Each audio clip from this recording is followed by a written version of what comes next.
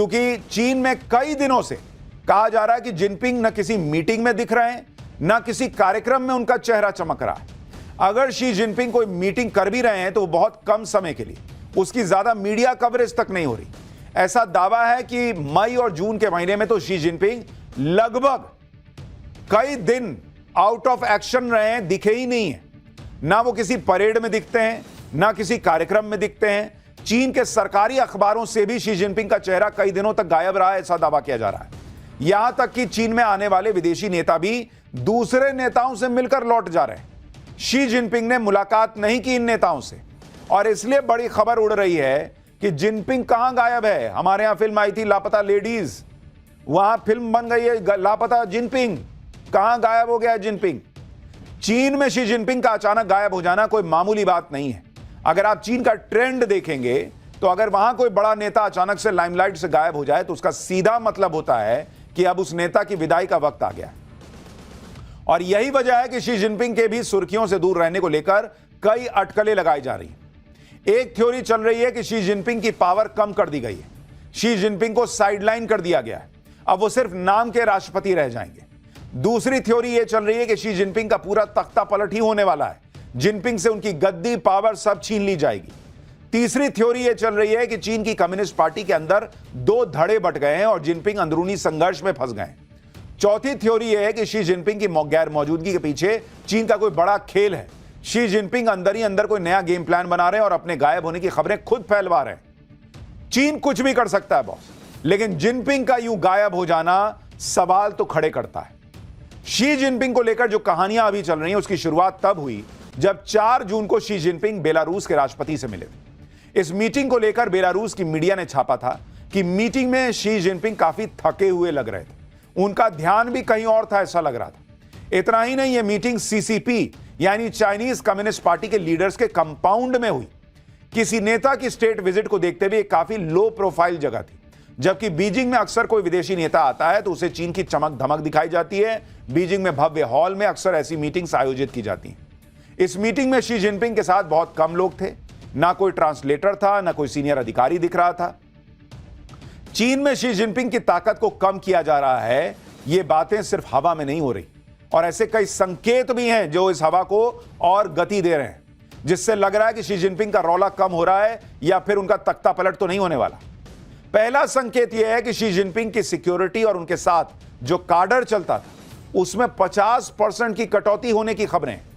दूसरा संकेत, Xi Jinping मई और जून में कई दिनों तक गायब रहे, उसके बाद भी कई अहम मीटिंग में शामिल नहीं हुए। तीसरा संकेत, शी जिनपिंग की पार्टी और सेना के बड़े पदों पर बड़ी संख्या में शी जिनपिंग के करीबियों को निकाल दिया गया है। चौथा संकेत, जिनपिंग की बीमारी और उम्र से भी चीन की लीडरशिप में बहुत संदेह पैदा हो रहा है, और इसी के साथ चीन की वित्तीय हालत बहुत खराब है। सरकार को लेकर पूरे चीन में गुस्सा बढ़ रहा है और जिनपिंग पर विश्वास कम होता जा रहा है। पांचवा संकेत, हाल ही में जब ट्रंप और शी जिनपिंग के बीच फोन कॉल हुई, चीन की स्टेट मीडिया ने बिना किसी टाइटल के शी जिनपिंग का नाम लिया, जबकि पहले ऐसा कभी नहीं हुआ था। सवाल यह है कि अगर चीन में शी जिनपिंग का पैकअप होने वाला है तो फिर शी जिनपिंग की जगह कौन लेगा, और चीन में ऐसा कौन है जो जिनपिंग के साथ खेला करेगा। ऐसी खबरें हैं कि जिनपिंग के साथ खेल करने के पीछे चीन के पूर्व राष्ट्रपति हु जिनताओ है। यह भी चर्चा है कि शी जिनपिंग की जगह वांग यांग ले सकते हैं, जिन्हें हाल में ही कम्युनिस्ट पार्टी में अहम पद दिया गया है। साल 2022 से ही वांग यांग को शी जिनपिंग का उत्तराधिकारी माना जाता रहा है। चीन में वांग यांग को एक ऐसे नेता के तौर पर पेश किया जा रहा है जो रिफॉर्म्स को सपोर्ट करता है, टेक्नोलॉजी फ्रेंडली है और प्रो मार्केट है, कम विवादित है। आप यह भी देखिए कि चीन के जिस पूर्व राष्ट्रपति हु जिनताओ को शी जिनपिंग ने बेइज्जत किया था, वो आज जिनपिंग से बदला ले रहे हैं, ऐसी खबरें। आपको साल 2022 का एक वीडियो दिखाता हूं जिसमें साल 2003 से 2013 तक चीन के पूर्व राष्ट्रपति रहे हु जिनताओ को चाइनीज कम्युनिस्ट पार्टी की बैठक से उठाकर देखिए कैसे बाहर कर दिया गया था। यह आदमी, आप सोचिए, जो पूर्व राष्ट्रपति था उसको शी जिनपिंग की बगल से उठा के लोग ले गए, जैसे कई बार दफ्तर से नहीं निकालते हैं कि बॉस छोड़िए। आप सोचिए, उस बुजुर्ग आदमी को उठा के जबरदस्ती हटा दिया गया। लोग कह रहे हैं यही शी जिनपिंग के साथ तो नहीं होने वाला है। इस बैठक में शी जिनपिंग खुद मौजूद थे और उनके सामने यह सब हुआ। इस बैठक में ही शी जिनपिंग को तीसरी बार पार्टी का महासचिव चुना गया था। वीडियो में जिनपिंग के साथ बैठे नेता चीन के पूर्व राष्ट्रपति हु जिनताओ थे। हू जिनताओ को जब बाहर ले जाया जा रहा था तब उनके राष्ट्रपति जिनपिंग के पास रुककर कुछ कहते हुए वो दिखे थे। राष्ट्रपति जिनपिंग ने भी सिर हिलाते हुए कुछ कहा। इस वीडियो में दिखता है कि हू जिनताओ एक समय बाहर जाने को बिल्कुल तैयार नहीं थे।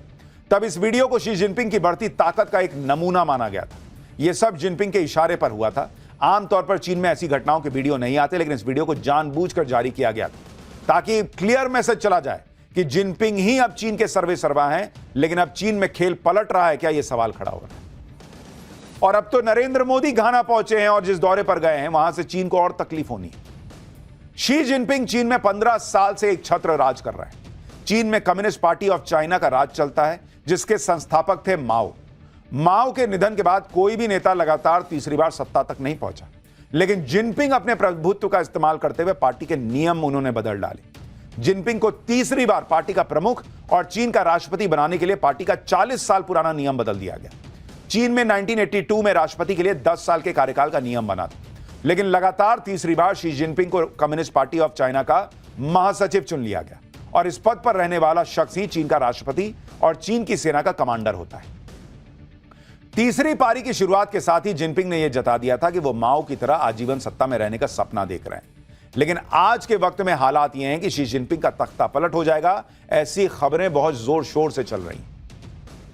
और इधर चीन में शी जिनपिंग को लेकर बवाल मचा है, उधर चीन हर तरफ से घिरता जा रहा है। दलाई लामा ने भी आज चीन को ठोक दिया है।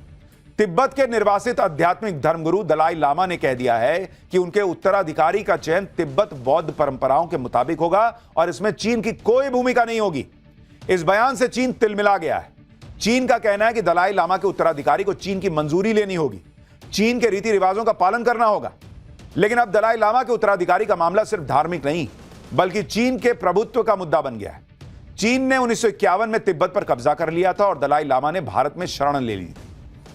चीन में जिनपिंग अंदर ही अंदर क्या खेल कर रहा है, यह किसी को नहीं पता, लेकिन पाकिस्तान में वहां का आर्मी चीफ असीम मुनीर क्या खेल कर रहा है, अब उसके बारे में भी बताता हूं। और यह सबको पता चल गया है। पाकिस्तान का फर्जी फील्ड मार्शल असीम मुनीर नया प्लान बनाने में जुटा हुआ है। असीम मुनीर पाकिस्तान में दूसरा हाफिज सईद तैयार करने लगा है। पहले वाले हाफिज सईद को तो पाकिस्तान ने बंकर में छुपा कर रखा है, लेकिन अब दूसरा हाफिज सईद कौन है उससे मिलवाता हूं। आप ये वीडियो देखिए। इसमें पाकिस्तान का नया हाफिज सईद गली गली घूम रहा है, लोगों से मिल रहा है, नुक्कड़ सभाएं कर रहा है। पाकिस्तान का यह नया हाफिज सईद कोई और नहीं बल्कि पहलगाम अटैक का मास्टरमाइंड सैफुल्लाह कसूरी है, जो अब पाकिस्तान का नया आतंकी हीरो बन गया है। वो जहां जा रहा है उसके समर्थकों का हुजूम उमड़ पड़ता है। एक जमाने में यही हाफिज सईद के साथ होता था। पाकिस्तान की सेना हाफिज सईद को इसी तरीके से नेता टाइप दिखाने का प्रयास करती थी, लोगों के बीच जाता था, आतंकी बनाता था। आज सैफुल्लाह वही काम कर रहा है जो कभी हाफिज सईद करता था। पहलगाम अटैक को अंजाम देने के बाद से ही सैफुल्लाह कसूरी फुल कॉन्फिडेंस में और वो खुद को नया हाफिज सईद माने बैठा है। आतंकी कसूरी का ये कॉन्फिडेंस यूं ही नहीं है। सूत्रों के मुताबिक आर्मी चीफ असीम मुनीर ने कसूरी को पहलगाम अटैक के इनाम के तौर पर लश्कर का नया चीफ बनाने का वादा कर दिया है। इसके बाद आतंकी सैफुल्लाह कसूरी ने लश्कर तैयबा में हाफिज सईद की पोजीशन लेना शुरू भी कर दिया है। इतना ही नहीं, हाफिज सईद की पॉलिटिकल पार्टी पर भी अब सैफुल्लाह कसूरी का पूरा कंट्रोल बढ़ रहा है। यानी धीरे धीरे ऐसा लग रहा है कि हाफिज सईद को पाकिस्तान की सेना ही निपटा दे रही है, क्योंकि उनको लग रहा है कि भाई हाफिज सईद बहुत फायदे का रहा नहीं। सैफुल्लाह ये नया माल लेके आए हैं जो नए तरीके से आतंकी तैयार करता है। सैफुल्लाह कसूरी ने खुद को लश्कर तैयबा में चीफ के तौर पर खुद को प्रोजेक्ट करना शुरू भी कर दिया है। वो अब पाकिस्तान में अपनी पॉलिटिकल ब्रांड बिल्डिंग शुरू कर चुका है और यह तब हो रहा है जब 2 दिन पहले ही असीम मुनीर ने भारत के खिलाफ एक बार फिर वैसा ही जहर उगला है जैसा पहलगाम अटैक से ठीक पहले उगला था।